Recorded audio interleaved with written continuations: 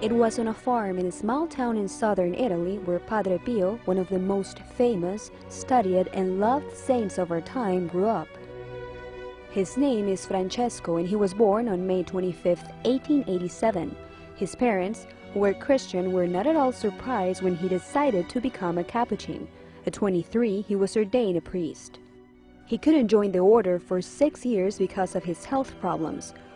Once he entered the San Giovanni Rotondo convent, his main ministry was to hear confessions, to which he dedicated 14 hours of his day. It was there in religious life where he became saintly. He lived the virtues of religious life in a very deep manner. This showed the world a great saint, a man who decided to devote his life to the service of God and men. But God asked more of him. In 1918, when he was 31, his hands and his side began to reveal signs of the same wounds Christ suffered on the cross, caused by the nails and spear that penetrated his hands and side. Lui ha accolto, ha accettato questo. He accepted to participate in the Passion of Christ, but he didn't need these external signs. He said, "Why do I need this confusion?"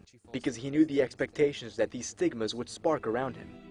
Padre Pio gained quite a following due to the physical signs on his body, his pastoral care for those who visited San Giovanni Rotondo, and the miracles attributed to him. He received hundreds of letters from people asking for his help. There were so many that the brothers of his order had to help him read them all. He didn't rest much, yet he was still happy. To avoid possible confusion, the Vatican asked him to live a non-public life, and he obeyed.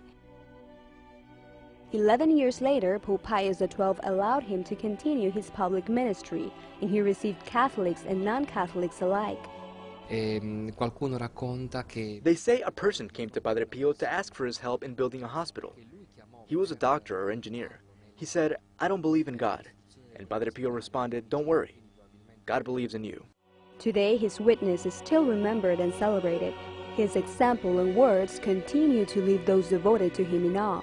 Apart from the extraordinary events surrounding Padre Pio's life, it was his simplicity and care for others that still inspires people today.